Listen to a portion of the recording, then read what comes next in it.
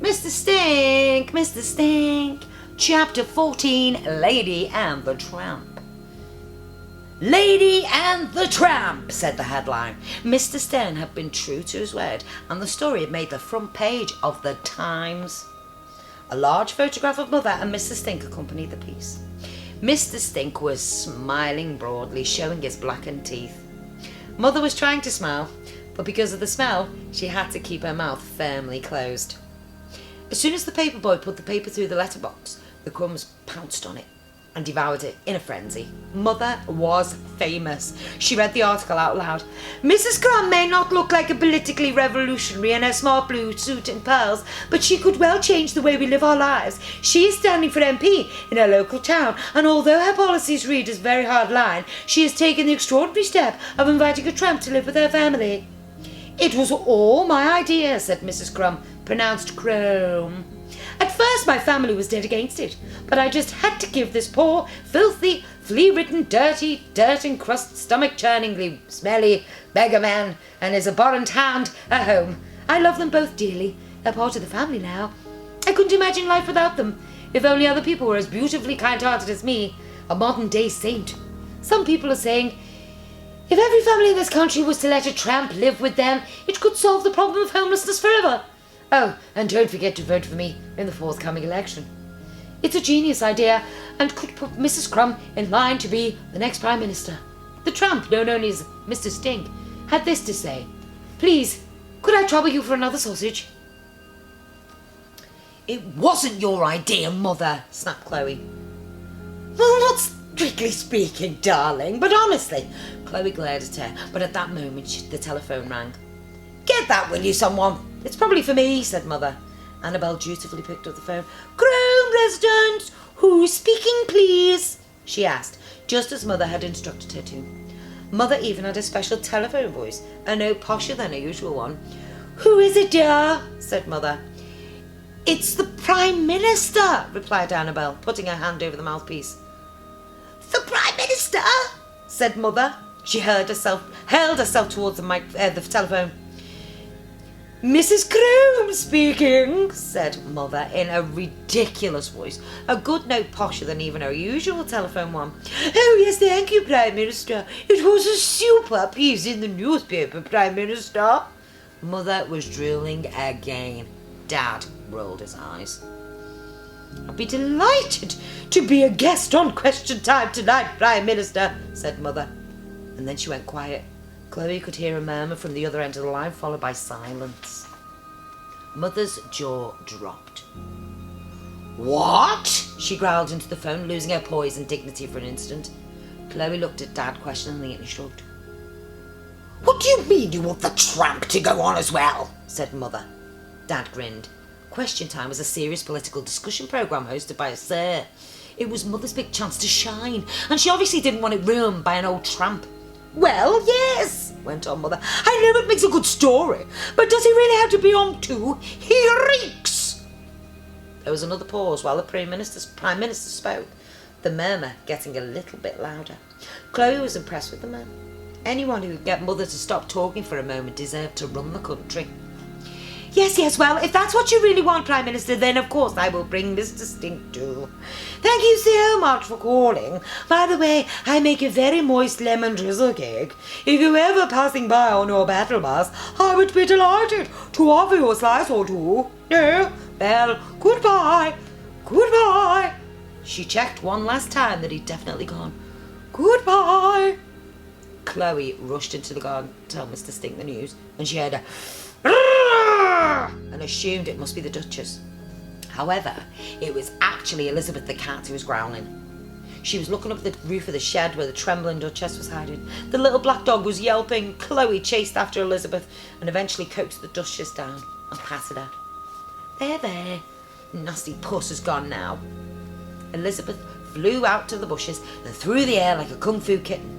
The terrified Duchess rocketed up the apple tree into safety. Elizabeth prowled round the trunk, hissing malevolently. Chloe knocked on the shed door. Hello? Is that you, Duchess? Came Stink's voice. No, it's Chloe. He's nuts, she thought. Oh, lovely Chloe, do come in, dear. Mr. Stink upturned a bucket. Please take a seat, So, did your mother and I make the newspapers? You're on the front page, look! She held up the paper and let out a little chuckle. Fame at last! And that's not all. We have just taken a call from the Prime Minister, Winston Churchill. No, we've got a new one now. Hey, and he wants you to go on a programme called Question Time. On the televisual box. The TV, yeah. And I was thinking, before you go on, Chloe looked at Mr. Stink hopefully. You know, it might be a good idea if you, yes, child, well, yes, she finally plucked up the courage to say it. A bath? Chloe. He looked at her suspiciously. Chloe? Yes, Mr. Stink? I don't smell, do I? How could she answer that? She didn't want to hurt Mr. Stink's feelings, but then again, it'd be much easier to be around him if he were introduced to soap. No, of course you don't smell, said Chloe, gulping the biggest gulp she had ever gulped in her life. Thank you, my dear, said Mr. Stink, seemingly convinced. Then why do people call me Mr. Stink? In her head, Chloe heard the intensely dramatic music from Who Wants to Be a Millionaire. This could in fact have been the £1 million question, but Chloe had no idea. No 50-50, no ask the audience, and not even a phone a friend at her disposal. After a long pause, in which you could have watched all 3 Lord of the Rings films. It's a joke, she heard herself saying. A joke, said Mr. Stink. Yeah, because you actually smell really nice to everyone. That's why they call you Mr. Stink. It's a joke. Really? His suspicion seemed to be thawing. Yeah, it's like, you know, like calling a really small man Mr. Big or a very thin person Fatso. Oh, yes, I understand. Very amusing, chuckled Mr. Stink. The Duchess looked at Chloe with a look that said, you had the chance to tell him, but you chose to carry on the lie.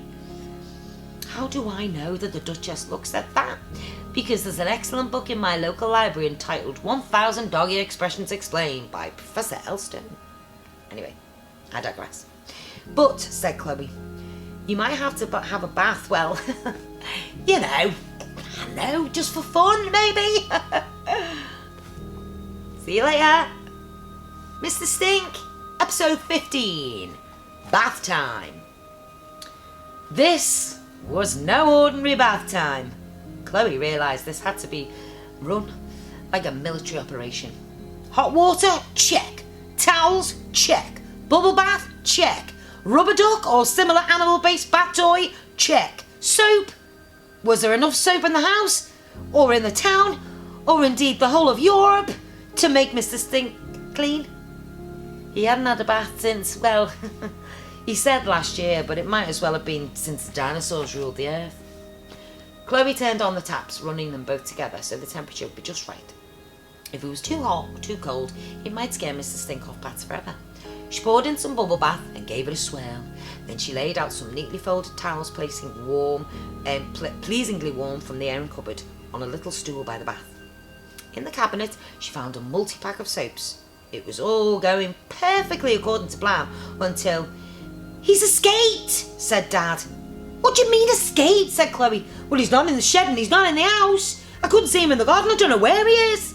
Stop the car, said Chloe. They sped out into the street. This was exciting. Dad was driving even faster than usual, although still 1 mile an hour less than the speed limit. And Chloe sat in the front seat, which she never, ever, ever did. All they needed now was some donuts and a coffee to go, and there'd be 2 mismatched cops in a Hollywood action movie. Chloe had a hunch that if Mr. Stink was anywhere, he'd be at the back sat on his bench where she found him. Stop the car, she said.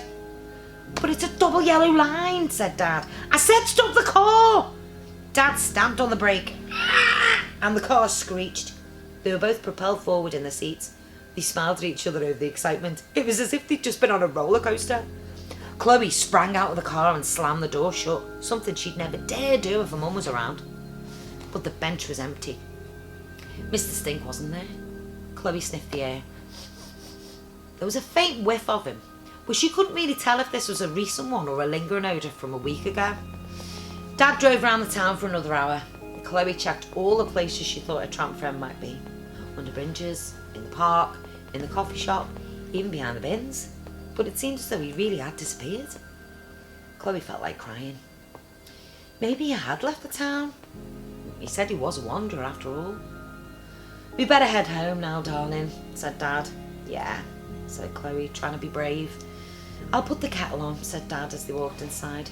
In Britain, a cup of tea is the answer to every problem. Fallen off your bicycle? Have a cup of tea. House been destroyed by a meteorite? Oh, have a nice cup of tea and a biscuit. Your entire family's been eaten by a Tyrannosaurus Rex. It's travelled through the space and time portal. Have a cup of tea. And maybe a slice of cake. Possibly a savoury option would be welcome here too. For example, a Scotch egg or a sausage roll, maybe? I don't know. Anyway, Chloe picked up the kettle and went to the sink to fill it. She looked out the window. Just then, Mr. Stink's head popped up. He gave a little wave. Chloe screamed. When she got over the shock, Chloe and Dad walked towards the pond. Mr. Stink was humming the song, "Row, row, row your boat gently down the stream," to himself. And as he sang, he rubbed algae into himself with a water lily. A number of goldfish floated upside down on the water's surface. "Good afternoon, Miss Chloe. Good afternoon, Miss Clom," said Mr. Stink brightly. "I won't be too long. I don't want to get too wrinkled in here." What are you doing?" said Dad. "The Duchess and I are having a bath, of course," as young Chloe suggested. At that moment, the Duchess appeared out of the murky depths, covered in weeds. As if it wasn't enough that she was having a bath in a pond, Mr. Stink had to share it with the dog as well. After a few moments, the Duchess clambered out of the pond, leaving behind a large black scum layer floating on the water. She shook herself dry, and Chloe stared at her in surprise. It turned out she wasn't a little black dog at all, but a little white dog. "Mr. Crumb, sir," said Mr. Stink, "would you mind awfully passing me a towel? Thank you so much. Oh, I'm clean as a whistle now." Chapter 16. Rule Britannia. Mother sniffed and sniffed again. Her nose ruffled in disgust. "Are you sure you've had a bath, Mr. Stink?" she inquired, as Dad drove all the family and Mr. Stink to the television studio. "Yes, I did, madam." "Well, there's a funny smell of pond in this car. And dog," pronounced Mother from the front seat. I think I'm gonna puke," said Annabelle from the back seat. "I told you before, darling. We don't say puke in this family," corrected Mother. "We say we are feeling slightly nauseous." Chloe opened the window discreetly, so as not to hurt Mr. Stink's feelings. "Do you mind if we keep the door closed?" said Mr. Stink. "I'm a little bit chilly." The window went up again. "Thank you so much." They stopped at traffic lights and Dad reached for one of his hard rock CDs. Mother slapped his hand and so he put it back. She then put her favourite CD on the car stereo, and the old couple in the next car looked at Crumb family strangely as Rule Britannia. Britannia rules the waves come blaring out of the car. No, that won't do at all," said the TV producer as he studied Mr. Stink. "Can we put some dirt on him? He doesn't look very trampy. Makeup, where's makeup?" A lady with far too much makeup came on and appeared. "Darling, have you got any grime?" asked the producer. "Come this way, said the makeup lady. "Stink," said Mr. Stink proudly. "Mr. Stink, and I'm going to star on the television tonight." Mother scowled. Chloe, Annabelle and Dad were led to a little room with a television, half a bottle of warm white wine and some stale crisps to watch the show. The thunderous title music started and there was a polite applause from the audience, and the pompous-looking presenter, David Squirt, addressed the camera. "Tonight, on Question Time, it's an election special. We have representatives from all the major political parties and also a tramp who goes by the name of Mr. Stink. Welcome to the programme, everyone." Everyone around the table nodded, apart from Mr. Stink, who proclaimed loudly, "May I say, what a delight it is for me to be on your show tonight." "Thank you," said the presenter uncertainly. "Being homeless, I've never seen it, said Mr. Stink. In fact, I've absolutely no idea who you are, but I'm sure you're wildly famous. Please continue. The audience laughed. Mother looked displeased. The presenter coughed nervously and tried to continue. So, the first question tonight. Are you wearing makeup, Sir Declan? Inquired Mr. Stink innocently. A little yes for the lights, of course. Of course, said Mr. Stink. Foundation? Yes. Eyeliner? A little. Lip gloss? A smudge. Looks nice. I wish I'd had some now. Blusher? The audience chuckled throughout this exchange. Sir David moved on rapidly. I should explain that Mr. Stink is here tonight as he's been invited to live with Mrs. Crumb. Crome, corrected Mother. Oh, said David, I do apologise. We checked the pronunciation with your husband and he said it was Crumb. Mother went red with embarrassment. Sir David turned his attention back to his notes. Later on in the programme, he said, we'll be discussing the difficult topic of homelessness. Mr. Stink put his hand up. Yes, Mr. Stink, said the presenter. May I just pop the lavatory, Mr. Duncan? The audience laughed even louder this time. I know I should have gone before I started, but I asked the makeup lady to do my hair and it took forever. But don't get me wrong, I'm thrilled with the results. She gave me a wash and a blow dry. They even put something called gel in it. But I didn't get a chance to go to the little boy's room. Of course, if you need to go, you need to go. Thank you so much, said Mr. Stink. He rose to his feet and started to potter off the set. I shouldn't be too long. I think it's just a number one. The audience absolutely howled with laughter. In the little room with the stale crisps and the television, Chloe and Dad were laughing too. Chloe looked at Annabelle. She was trying not to laugh, but a smile was definitely creeping up on her face. My apologies, said Mr. Stink as he crossed the stage again in the opposite direction. I'm told the lavatory is this way. See you later.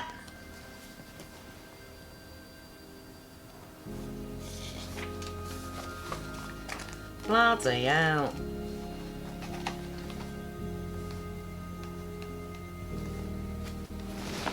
Oh my god. Oh my god.